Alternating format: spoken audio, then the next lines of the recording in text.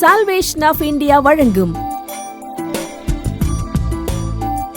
ஜீவ வார்த்தை தேவ செய்தி. Pastor K. Moses Mariyappan, Madurai. ஆண்டவருடைய நல்ல நாமத்திலே தொலைக்காட்சியிலும் பார்க்கிற உங்களையும் சந்திப்பதிலே மிகுந்த மகிழ்ச்சி அடைகிறேன். இம்மட்டும் காத்து இம்மட்டும் வழிநடத்தின தேவன் தொடர்ந்து நம்மை வழிநடத்த நான் ஜெபிக்கிறேன்.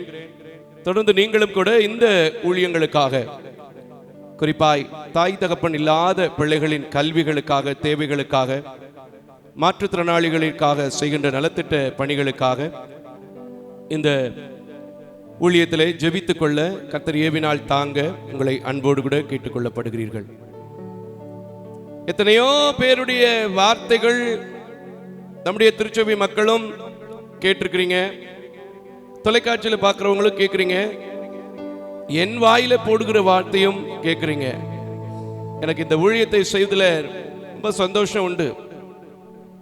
ஏன்னா இன்னைக்கு நவீன காலங்கள் அப்படிங்கிற பேர்ல சபை எங்க போய் கொண்டிருக்கிறது என்பதே தெரியாத லெவல்ல போயிட்டு இருக்கு. ஆனா நம்முடைய சபையும் கடவுள் இவ்வளவு அழகாய் நேசிக்கிறபடினாலே அந்த பழைய அடிச்சுவடுகள், அச்சு அடையாளங்கள் மாறாமல் அவர் ஒரே மனமாய் இருக்கிறதை போல நாம் ஒன்றாய் கூடி ஆராதிக்க கர்த்தர் கிருபை கொடுத்திருக்கிறார். கரங்களை தட்டி கர்த்தருக்கு ஸ்தோத்திரம் பண்ணுவோம். தொடர்ந்து நீங்கள் கலந்து கொள்கிற இந்த ஆராதனைகளை மற்றவர்களுக்கும் அறிமுகம் செய்ய உங்களை அன்போடு கூட கேட்டுக்கொள்கிறேன். இந்த நாளில் என்ன பேசலாம் அப்படின்னு கேட்டபோது ஆண்டவர் ஏசாயாவின் தீர்க்கதரிசன புத்தகம் 40வது அதிகாரத்தை எனக்கு கொடுத்தார். நிறைய பேரிடத்துல நான் பேசும்போது வருகிற காரியம் என்னன்னு கேட்டா, ஒரு சந்தோஷமான பதில் இல்லை. எதை எடுத்தாலும் ஒரு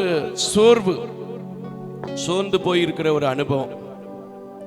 இன்னைக்கு இந்த சோர்வு நிரந்தரமானதா, இல்லை சோர்வு வந்தால் நாம என்ன செய்ய வேண்டும்? ஆண்டவர் நம்மை சோர்வோடு இருப்பதற்கு அழைக்கவில்லை என்பதையும் சில வேத வசனங்கள் ஊடாக உங்களுக்கு நான் கற்றுத்தர விரும்புகிறேன். இப்ப கூட எத்தனையோ பேர் சர்ச்சுக்குள்ள உட்கார்ந்துருக்கிறீங்க, நல்ல கைதட்டி பாடுனீங்க, நல்லா ஆராதிச்சிங்க, உம்மோடு இருப்பதுதான் சொல்லும்போது தெரிஞ்ச பாட்டா இருக்கும்போது என் சவுண்டுக்கு மேல உங்க சவுண்டு போச்சு. கர்த்தருக்கு தோத்திரம். ஒருத்தருமே பிரச்சனை இல்லை, சோர்வு இல்லை, கவலை இல்லைன்னு சொல்ல முடியுமா அப்படின்னா கண்டிப்பா சொல்ல மாட்டீங்க. காலையிலே ஒருத்தர் வந்து சொன்னாரு, நானே சர்ச்சை முடிஞ்சோடனே எங்கனே போறீங்க அப்படின்னு, பிள்ளைகளுக்கு பிறந்த நாள் வருதியா, ட்ரெஸ் எடுக்க போறேன் அப்படின்றாரு. இப்படி ஒவ்வொருத்தருக்கும் ஒவ்வொரு காரியம் தேவை இருக்கும், சோர்வுகள் இருக்கும். ஆனா ஆண்டவருடைய வார்த்தை என்ன சொல்லுது? அந்த வார்த்தையை நாம் நம்பும் போது எப்படி இருக்கும்? ஏன்னா இந்த வார்த்தையை நம்புகிறதுனால தான் நான் இப்போ இந்த ஊழியத்தை இத்தனை வருஷமா நீங்க கொடுக்கிற காணிக்கையை வச்சு சோர்வு இல்லாம செஞ்சுட்டு இருக்கிறேன். கரங்களை தட்டி கர்த்தருக்கு ஸ்தோத்திரம் பண்ணுங்க. ஏசாயா தீர்க்கதரிசியின் புத்தகம் 40வது அதிகாரம் 28, 29வது வசனத்தை சேர்த்து வாசிப்போம். 27 இருந்து நமக்கு தேவைப்படுது, இருந்தாலும் 28, 29வது வசனத்தை வாசிக்க கேட்போம். பூமியின் கடையாந்தரங்களை சிருஷ்டித்த கர்த்தராகிய அநாதி தேவன் சோர்ந்து போவதில்லை. அநாதி தேவன் அவர் சோர்ந்து போவது இல்லை. கரங்களை தட்டி கர்த்தருக்கு ஸ்தோத்திரம் பண்ணுங்க. அவர் மட்டும் சோர்ந்து போகாம இல்ல. அடுத்து என்ன சொல்லுது வாசிங்க. இளைப்படைவதும் இல்லை. இளைப்படைவதும் இல்லை. இதை நீ அறியாயோ? இதை நீ அறிந்து கொள். முதல்ல ஏன் நான் இந்த வார்த்தையை வைக்கிறேன்னா, நிறைய பேருக்கு காரணம் என்னன்னா, ஆண்டவர் கூட சோர்ந்து போயிட்டாரா என்னமோ தெரியல, எனக்கு எந்த பதிலுமே வர மாட்டேங்குது, எனக்கு எதுவுமே நடக்க மாட்டேங்குது, சரி ஆண்டவர் ரெஸ்ட்ல போயிட்டாரு அப்படி சொல்ற ஆட்கள் இருக்கு. அன்னைக்கு கூட அப்படித்தான் சீஷர்கள் என்ன செய்வாங்கன்னு பார்க்கறதுக்கு தான் அவர் கொஞ்சம் அப்படி தலையை சாஞ்சிருந்தாரு. போட்டாங்க அதுக்கு ஒரு போடு. சரி போட்டோம். வாசிங்க அடுத்த வசனத்தை. இதை நீ கேட்டதில்லையோ? இதை நீ கேட்டதில்லையோ? அவருடைய புத்தி ஆராய்ந்து முடியாதது. அவருடைய புத்தி எப்படிப்பட்ட புத்தி? ஆராய்ந்து முடியாதது. சோர்ந்து சோர்ந்து போகிறவனுக்கு அவர் பலன் கொடுத்து. கரங்களை தட்டி கர்த்தருக்கு ஒரு ஸ்தோத்திரம் பண்ணுங்க. சோர்ந்து போகிறவனுக்கு அவர் பலன் கொடுத்து சத்துவம் இல்லாதவனுக்கு சத்துவத்தை பெருக பண்ணுகிறார். ஆமென். இன்னைக்கு நான் சொல்றேன், இந்த 6 மாசம் ஆயிடுச்சு, 3வது வாரமும் நடந்துகிட்டு இருக்கு. என்ன என் வாழ்க்கையில நடக்கும்னு கேட்காதீங்க. இதுவரை நடத்தின கர்த்தர் இனியும் நடத்துவார்னு சொன்னா ஒன்றுக்குமே உதவாத இந்த மாரியப்பன மோசஸை நடத்தி பலன் தந்து நிக்க வைத்திருக்கிற ஆண்டவர், அவருடைய பலனும் அவருடைய சத்துவமும் இப்பொழுது அவர் இளைப்படையாதவராக இருக்கிறபடினால் உங்களை இளைப்படையாமல் ஓடும்படிக்கு உழைக்கும்படி உங்கள் குடும்பத்துக்காக நிற்கும்படி கர்த்தர் ஒரு புதிய காரியத்தை செய்வார். கரங்களை தரிக்கிறதுக்கு ஸ்தோத்திரம். நிச்சயமாங்க, நிச்சயமா சில பேரை நான் பார்க்கிறேன், எந்த காரியத்தை பார்த்தாலும் சோர்ந்து சோர்ந்து சோர்ந்து உட்கார்ந்தே இருக்கிறாங்க. ஆனா ஆண்டவர் உங்களுக்கு இன்னைக்கு என்ன சொல்றாரு? நீங்கள் சோர்ந்து போவதும் இல்லை, இளைப்படைவதும் இல்லை. சோர்ந்து போவதும் இல்லை, சத்துவம் குறைந்து. அந்த வசனத்தை கூட அப்படியே வாசிருங்களேன் பாப்போம். 29. சோர்ந்து போகிறவனுக்கு அவர் பலன் கொடுத்து. சோர்ந்து போகிறவனுக்கு பலன் கொடுத்து சத்துவம் இல்லாதவனுக்கு சத்துவத்தை பெருக பண்ணுகிறார். பெருக பண்ணுகிறார். இளைஞர் இளைப்படைந்து சோர்ந்து போவார்கள். ஒருவேளை இளைஞர்கள் இளைப்படைந்து சோர்ந்து போவார்கள், வாலிபரும் இடறி விழுவார்கள். வாலிபர்களும் இடறி விழுவார்கள். கர்த்தருக்கு காத்திருக்கிறவர்களோ புது பலன் அடைந்து சட்டைகளை அடித்து உயரே எழும்புவார்கள். ஏனென்றால் உங்களுக்குள் வைக்கப்பட்டிருக்கிறது அநாதி தேவத்திற்கும் என்றைக்கும் ராஜாதி ராஜாவாக இருக்கிறவருடைய பலன். அவர் சோர்ந்து போகலனா அவருடைய பிள்ளைகள் சோர்ந்து போக மாட்டோம். ஒரு வீட்டுல அப்பா சந்தோஷமா இருந்தா அந்த வீட்டுல பிள்ளை சந்தோஷமா இருக்குமா இல்லையா? உண்மையா இல்லையாங்க? இருக்கும். அப்போ நம்ம ஏசப்பா அநாதி காலத்திற்கும் சோர்ந்து போகாதவரும் இளைப்படையாதவருமாய் இருந்தா, இளைத்து போகாதவருமாக இருந்தால் அவருடைய பிள்ளைகளாகிய நீங்களும் நானும் சோர்ந்து போவதில்லை. ஆனா என்ன செய்யணும்? இடறுகிற நேரத்துல, பயம் வருகிற நேரத்துல கர்த்தரை நோக்கி காத்திருக்கிற ஒரு அனுபவத்தை நீங்கள் வளர்த்து கொள்ள வேண்டும். ஹல்லேலூயா. மோசஸ் மாரியப்பன் சந்திக்காத பிரச்சனையா, சந்திக்காத சோர்வா? சொல்லுங்க. ஏன் நம்ம ஐயா டிஜிஎஸ் காலத்துல இருந்து, சாம்தர் ஐயா காலத்துல இருந்து அவங்கெல்லாம் சந்திக்காத பிரச்சனைகளா? ஏன் நம்முடைய பக்தனாகிய யோபு சந்திக்காத பிரச்சனையா? ஆனா அவர்களெல்லாம் அவருடைய வார்த்தைக்கு காத்திருந்து பலன் அடைந்தது உண்மை என்றால் இன்றைக்கு என்னை அவர் சோர்ந்து போகவும் விடமாட்டார், என் சத்துவம் எனக்குள்ளே கரையவும் விடமாட்டார். இந்த காலை வேளையிலே இந்த வார்த்தை இந்த ஞாயிற்றுக்கிழமையிலே எனக்காக கடந்து வருது என்று சொன்னார். மீதி உள்ள 6 மாதங்களையும் முடிக்கும்படி தேவன் உங்களுக்கு கிருபை செய்து உங்கள் சத்துவத்தோடு, உங்கள் பலனோடு அல்ல, தேவ பலத்தோடு எழும்பி பிரகாசிக்கிற நாட்களை உங்கள் புதிய வருஷத்திற்குள் போகும்போது நீங்கள் காண ஆண்டவர் கிருபை செய்வார். நிச்சயமாங்க, நிச்சயமா. ஏன்னா ஆண்டவர் நமக்கு இந்த மாசம் ஏற்கனவே கொடுத்திருக்கிற வாக்கு என்னன்னா, எரேமியா தீர்க்கதரிசன புத்தகத்தின் 1வது அதிகாரத்தில் 8வது வசனத்தில் கொடுத்திருக்கிறார். இந்த உலகத்துல நீ எதை பார்த்தும் பயப்படாத, ஏன்னா உன்னோடு இருக்கிறது நான். அந்த வார்த்தையை சொல்லுவதற்கு முன்னாடி எரேமியாவுடைய நிலைமை பார்க்கிறோம். அவன் ஒரு சிறு பையனாக இருக்கிறான். நீங்க படிச்சு பாருங்க, சிறு பையனாக இருக்கிறான். அப்பதான் சொல்றாரு, இப்ப இல்லடா தம்பி, இப்ப இல்ல தம்பி. 5வது வசனத்தை வாசிங்கம்மா. எரேமியா 1:8 வாசிங்க, 1:5 வாசிங்க. நல்லா இருக்கும் பாருங்க, வாசிங்க. ஆமென். கரங்களை தட்டி கர்த்தருக்கு ஸ்தோத்திரம் பண்ணுங்க. நான் உன்னை தாயின் கருவிலிருந்து உருவாக முன்னே அறிந்தேன். நீ கர்ப்பத்திலிருந்து வெளிப்படும் முன்னே, நீ கர்ப்பத்திலிருந்து வெளிப்படும் முன்னே நான் உன்னை பரிசுத்தம் பண்ணி. ஆமென். ஆகையினால இந்த ஆலயத்தில் உட்கார்ந்து இருக்கிற, தொலைக்காட்சியில பார்க்கிற நீங்கள் ஏதோ விதத்துல ஒரு வாழ்க்கை அமைஞ்சு போச்சு நினைக்காதீங்க. இந்த வாழ்க்கையும் கர்த்தர் கொடுத்திருக்கிற வாழ்க்கை. ஆகையினால எனக்குள்ளே வருகிற சோர்வை மாற்றுவதற்கு, சத்துவத்தை கொடுப்பதற்கு, பலனை கொடுப்பதற்கு இன்றும் அவர் தேவனாக இருக்கிறார். நான் அறிந்து விட்டேன். ஆகையினால் இயேசுவின் நாமத்தில் எனக்குள்ளே என்னை மேற்கொள்ளுகிற எல்லா வியாதி குறித்த சோர்வு, எல்லா கடனை குறித்த சோர்வு, என் குடும்ப வாழ்க்கை குறித்த சோர்வு, என் வியாபாரத்தை குறித்த சோர்வு நீங்குவதாக என்று சொல்லுங்க. கர்த்தர் உங்களுக்குள்ள ஒரு புதிய பலன, புதிய கிருபைய, புதிய சத்துவத்தை உங்களுக்குள்ள போடுவார். வாயை திறந்து கேட்கிறவங்களுக்கு தான் நடக்கும். அல்லேலூயா. ஏன்னா இப்போ நீங்க பிரிக்கப்பட்ட மக்கள் இல்லை, இப்போ நீங்க பிடிக்கப்பட்ட மக்களும் இல்லை.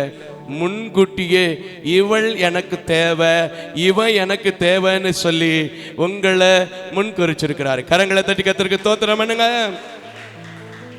இந்த வார்த்தையை பார்த்த உடனே, ஆண்டவரே இது எத்தனையோ முறை எத்தனையோ பேர் பேசியிருக்கிறாங்களே, ஏன் நான் பேசணுமா அப்படின்னு கேட்டேன். ஆண்டவர் எனக்கு முதல்ல ஒரு கொட்டு வச்சாரு.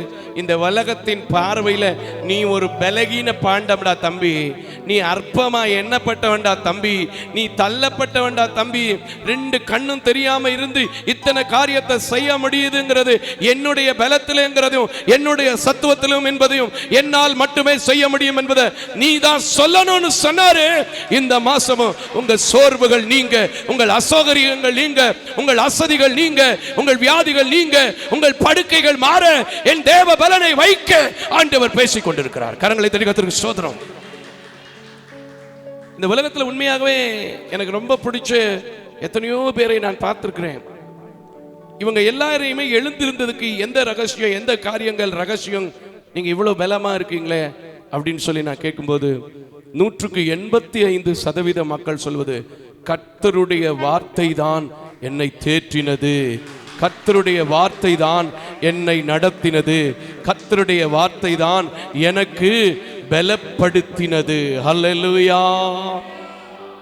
இதை நம்புறீங்களா? நீங்க நம்புனீங்கன்னா 100க்கு அதிபதியை போல இன்னைக்கு எனக்காக சொல்லப்பட்டிருக்கிற வார்த்தை, ஏசாயாவில் நினைப்பூட்டப்பட்டிருக்கிற வார்த்தை, ஏற்கனவே படித்திருந்தாலும் தைரியத்தை கொடுப்பதற்காக இந்த பலகீன பாண்டத்தினால் பேச வைத்திருக்கிற வார்த்தை எனக்குள்ளும் என் சோர்வுகள் மாற பேசிக் கொண்டிருக்கிறார். நிச்சயமாக இன்றைக்கு என் குடும்பத்தில் ஒரு புது பலன் வருவதாக என்று சொல்லுங்க.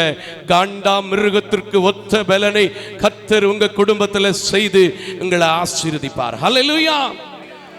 தேவன் எந்த மனுஷனும் சோர்ந்து போவதற்கு இடம் கொடுப்பதே இல்லை அப்படின்னு சொல்றேன்ல, அதுக்கு இன்னொரு வசனம் உங்களுக்கு கேரண்டியா ஷூரிட்டியா நான் சொல்லிட்டு போனா மனசுல நிக்கும் பாருங்க. ஏசாயா தீர்க்கதரிசியின் புத்தகம் 57வது அதிகாரம், ஏசாயா தீர்க்கதரிசியின் புத்தகம் 57வது அதிகாரம் 15, 16வது வசனத்தை வாசிக்க கேட்போம். கவனியுங்கள் வசனத்தை வாசிங்க. 15, 16. நித்தியவாசியும், நித்தியவாசியும், அவருக்கு பேர் என்னங்க?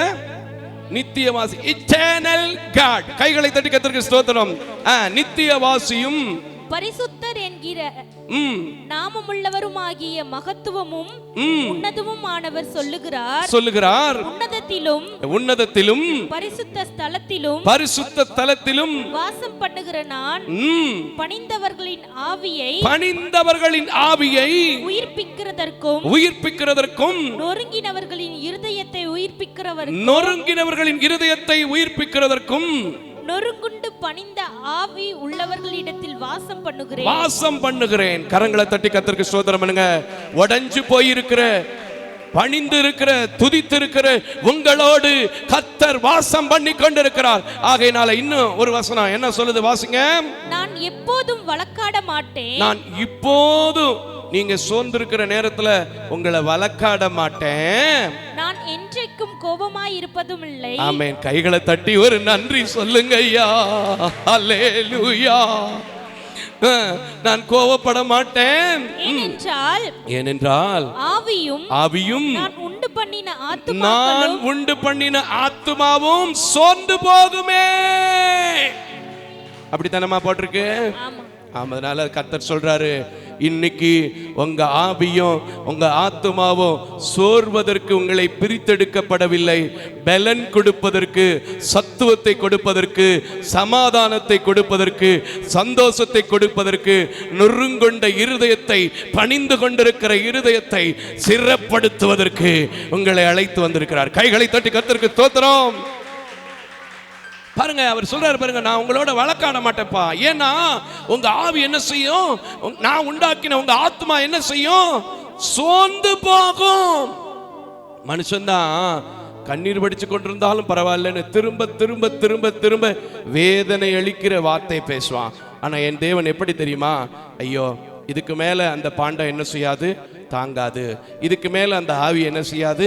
தாங்காது என்பது தெரிந்து யோபுவுக்கு ஷடன் பீரியடே கொடுக்கப்பட்டிருந்தாலும் மீட்பு வந்ததை போல உங்க வாழ்க்கையிலும் கூட மீட்பு வரும். கரங்களை தட்டி கர்த்தருக்கு ஸ்தோத்திரம் பண்ணுங்க. நிச்சயமா சொல்றேன், நீங்க சோர்வுகளோடு இருந்து எனக்கு ஏன் ஒன்றும் நடக்கல, எனக்கு ஏன் ஒரு பிரச்சனை இருக்கு, எனக்கு ஏன் இது கிடைக்கல அப்படின்னு சொல்லிட்டு இருக்காதீங்க. இன்னைக்கு ஆண்டவர் சொல்றாரு, உங்க சோர்ந்து நிரந்தரமானதல்ல. அவர் உங்களை வழக்காடுவதற்கு இல்லை, அதற்காக உங்களை உருவாக்கவில்லை. ஒரு புதிய பலனையே இன்றைக்கு உங்கள் இருதயம் சோர்ந்து போகாதபடிக்கு தருவதற்கு அவர் ஆயத்தமா இருக்கிறார். சொல்லுங்க, என் ஆத்மாவும் நீங்க உண்டாக்கினது, என் ஆவியும் நீங்க உண்டாக்கினது. என் ஆவி ஆத்மா சரீரம் முழுவதும் உம்முடைய கரத்தில் இருக்கிறது. என்னை வணந்து கொண்டு உம்முடைய புதிய பலன், உம்முடைய புதிய சத்துவம் இந்த சகோதரனுக்குள்ளே, என் போன்ற ஊழியக்காரர்களுக்குள்ளே, எங்களை போன்ற சக விசுவாசிகளுக்குள்ளே வருகிறதே. என் குடும்பத்துக்குள்ளும், என் பிசினஸுக்குள்ளும், என் ஊழியத்துக்குள்ளும், என் குடும்ப வாழ்க்கையிலும், என் பிள்ளைகளுடைய வியாதியிலும் வருவதாக.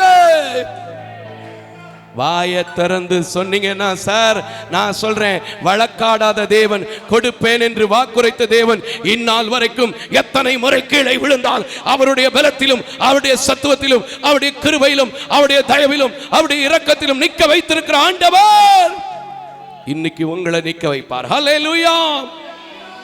நான் நினைச்சு பார்ப்பேங்க, எப்படி நம்ம இதை செஞ்சோம், எப்படி நம்ம இதை முடிச்சோம், எப்படி இதை நடத்தணும்னு. அப்பதான் தெரியும் எனக்கு, ஒவ்வொன்றுக்குள்ளும் அவருடைய பலன் எனக்குள்ளே போடப்பட்டு கொண்டே இருக்கிறது. ஹல்லேலூயா. ஒவ்வொன்றுக்குள்ளும் அவர் எனக்கு சத்துவத்தை கொடுத்து, வல்லமையை மேல வல்லமையை கொடுத்து, கிருபை மேல கிருபையை கொடுத்து, அதை அறிந்து கொள்ளும்படி, தெரிந்து கொள்ளும்படி, அவர் எப்படிப்பட்ட கிருபை உள்ளவர் என்பதை புரிந்து கொள்ளும்படி, என் ஆவியை குறித்து வழக்காடாத, என் ஆத்மாவை குறித்து வழக்காடாத தேவன் செய்து கொண்டிருக்கிறார். இன்னைக்கு நீங்களே சொல்லுங்க, என் ஆவியை குறித்து அவர் வழக்காட மாட்டார், என் ஆத்மாவை குறித்து வழக்காட மாட்டார். ஏன்னா இந்த உலகத்தில் உள்ள மனுஷனா படைக்கப்பட்டிருக்கிறேன்னா சோர்ந்து போவேன் தெரியும். ஆகையினால்தான் இப்போ கூட எதையோ நினைச்சு நான் சோர்ந்திருந்தேன். என்னை தைரியப்படுத்துவதற்கு, என்னை பலப்படுத்துவேன்னு சொல்லியிருக்காரு, சத்துவத்தை கொடுப்பேன்னு சொல்லியிருக்கிறாரு. நான் நம்புறேன்னு சொல்லுங்க. கர்த்தர் அப்படியே உங்க சோர்வு எந்த விதத்தில் இருந்தாலும் இப்பொழுதே இயேசுவின் பலன், என்னை பலப்படுத்தி கொண்டிருக்கிற கிறிஸ்துவினால் எல்லாவற்றையும் செய்ய பலன் உண்டு என்று சொன்ன பவுலுக்குள் இருந்த பலன், கீழே விழுந்த பவுல், தள்ளிவிடப்பட்ட பவுல், தூக்கி எறியப்பட்ட பவுல், பவுலுக்குள்ளே வந்த பலன் இன்னைக்கு உங்களுக்குள்ளே வருவதாக. கரங்களை தட்டி கர்த்தருக்கு ஸ்தோத்திரம். யோபுடைய வாழ்க்கையில் பார்த்தீங்கன்னா 19வது அதிகாரத்தில் 27வது வசனத்தில் கூட அவர் சொல்லுகிற காரியங்களை பார்க்க முடியும். ஆனாலும் அது இப்போ தேவையில்லை நினைக்கிறேன். நீதிமொழிகளின் புத்தகம் 3வது அதிகாரம் 11வது வசனத்தை வாசிக்க கேட்போம். நீதிமொழிகளின் புத்தகம் 3வது அதிகாரம் 11வது வசனத்தை வாசிக்க கேட்போம். என் மகனே, நீ கர்த்தருடைய சிட்சையை அற்பமாக எண்ணாதே. அவர் கடிந்து கொள்ளும் போது சோர்ந்து போகாத. ஒருவேளை உங்களுக்கு கஷ்டம் வருதுன்னு வச்சுக்கோங்களேன், ஒருவேளை பாரமாக இருக்குன்னு வச்சுக்கோங்களேன், ரொம்ப யோசிக்காதீங்க. உங்களோடு அவர் இருக்கிறாருங்கிற நம்பிக்கையை மட்டும் வைத்து கொண்டு சோர்ந்து போகாமல் இருங்க. அடுத்த வசனம் என்ன சொல்லுதுமா? வாசிமா, 12 வாசிக்கிற மக்களே. தகப்பன் தான் நேசிக்கிற புத்திரனை சிட்சிக்கிறது போல. ஆமென். இயேசு உங்களை நேசிக்கிறதுனால தான் சின்ன சின்ன பாடுகளை கொடுத்திருக்கிறாரே தவிர, ஆனா நீங்கள் பலகீனப்பட்டு போவதற்கும் அல்ல, சோர்ந்து போவதற்கும் அல்ல. தைரியமா இருங்க. கர்த்தருக்கு ஸ்தோத்திரம். ஹல்லேலூயா. இன்னும் நீதிமொழிகளின் புத்தகம் 24வது அதிகாரம் 10வது வசனத்துல என்ன சொல்லுது? வாசிங்க பாப்போம். நீதிமொழிகளின் புத்தகம் 24வது அதிகாரம் 10வது வசனத்தை வாசிக்க கேட்போம். நல்லா இருக்கும் பாருங்க. எப்படி ஆபத்து காலத்தில், எல்லாரும் சொல்லுங்களேன், ஆபத்து காலத்தில் நீ சோர்ந்து போவாயானால் உன் பலன் குறுகினது. ஆமென். நிறைய பேர் அப்படித்தான், பிரச்சனை வந்தோடனே அப்படியே சோர்ந்து போய் உடம்பு எப்படி இருக்கும், எலும்பும் தோளுமா மாறிடும். ஆனா இன்னைக்கு சொல்லுது, இல்லை, ஆபத்து காலத்திலும் அவருடைய பலன் எனக்கு கொடுப்பேன்னு சொல்லிட்டாரு, என்னோட வழக்காட மாட்டேன்னு சொல்லிட்டாரு. ஒருவேளை தகப்பன் சிற்றிக்கிறது நல்லதுக்குங்கிறத நான் அறிஞ்சுக்கிட்டேன், நான் சோர்ந்து போக மாட்டேன்னு சொல்லுங்களேன். நீங்க அவருடைய பிள்ளைங்க, எழும்பி நிப்பீங்க. கையை தட்டி கர்த்தருக்கு கையை தட்டு, நல்லா கையை தட்டுங்க. ஹல்லேலூயா, ஹல்லேலூயா, ஹல்லேலூயா. நான் நம்புறேங்க. நான் நம்புறேன் ஆபத்து காலம் வரும்போது சோர்ந்து போகாம அப்படியே துதிச்சு துதிச்சு பாடுறேன்.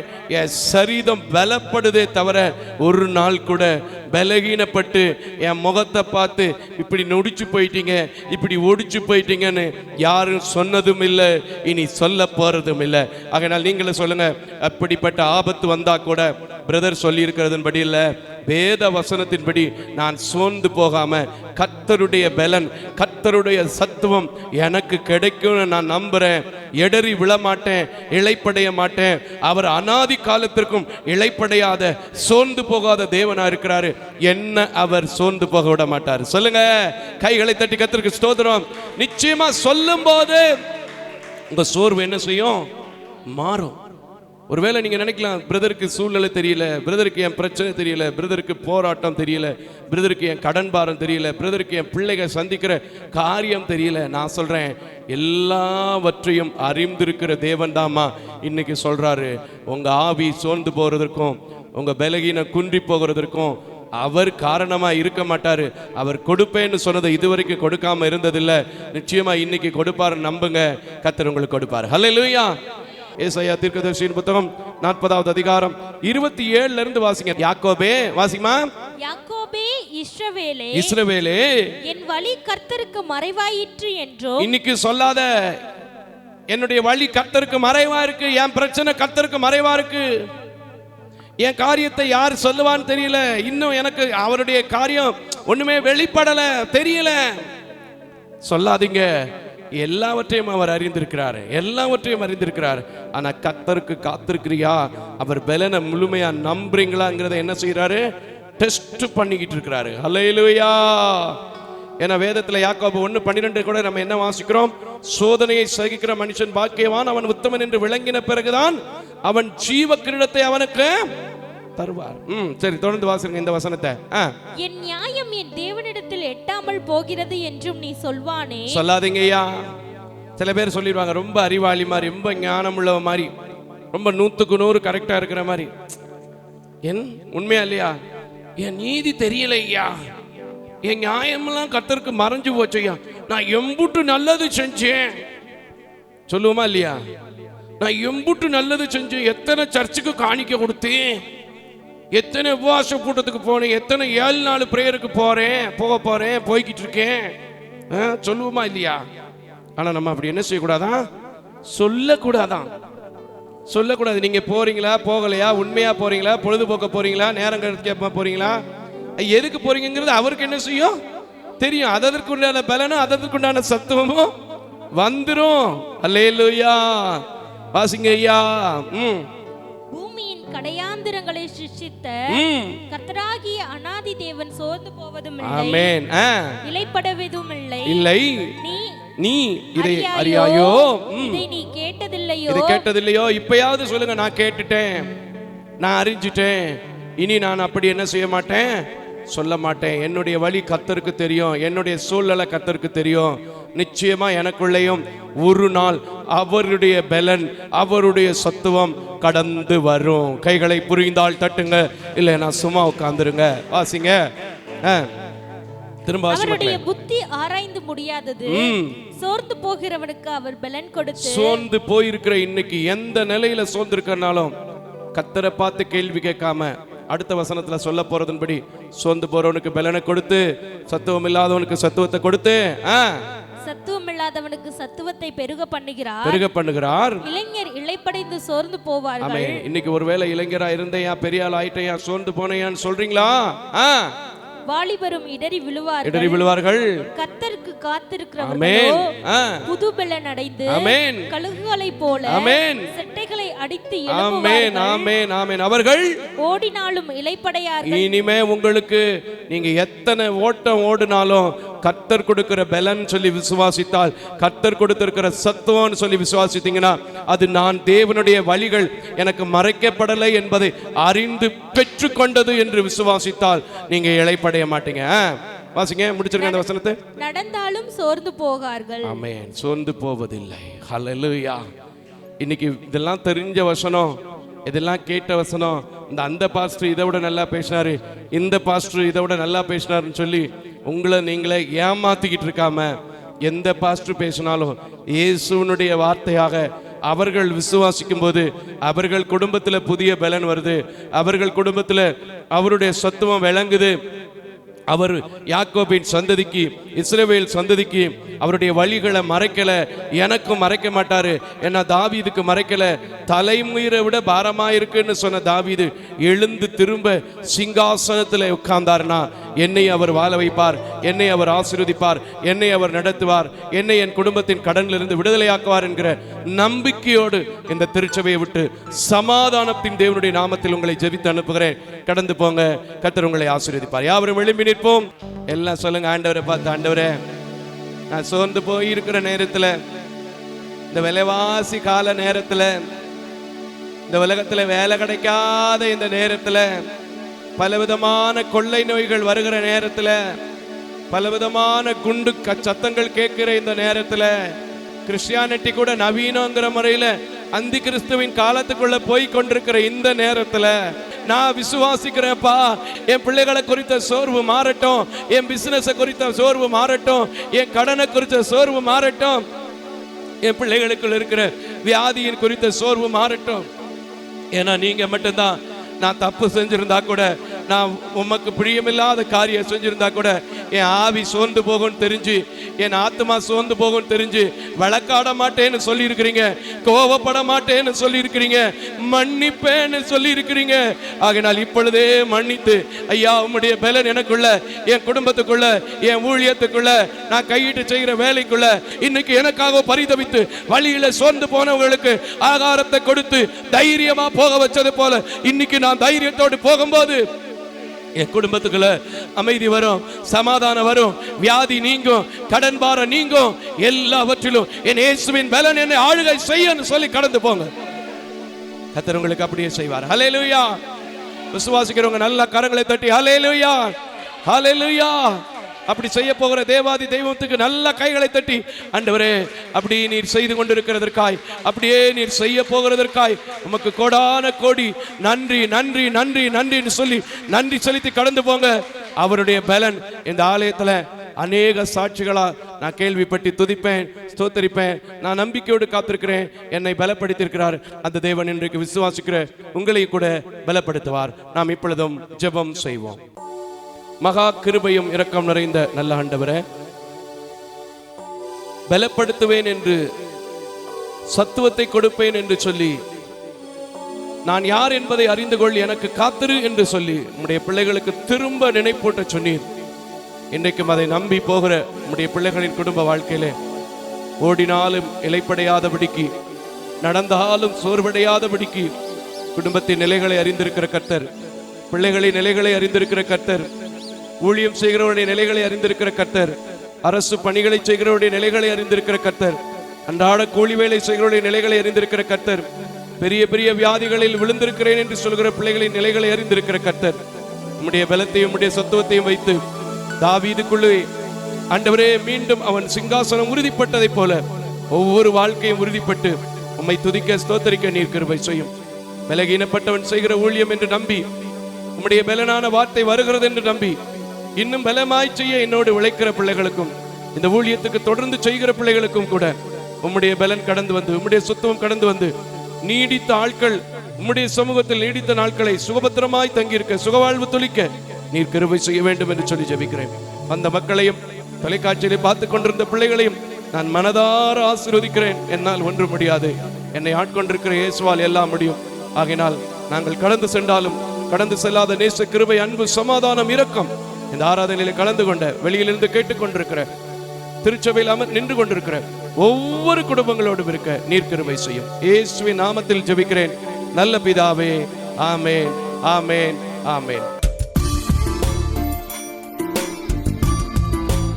தேவ தரிசனத்தோடு செயல்படும் இவ்வூழியத்தினை உங்களது உதாரத்துவமான காணிக்கைகளால் தாங்க விரும்பினால் M Ranjith Kumar, K Pudur branch, State Bank of India, account number 33864 246482, IFSC code SBIN 00155669.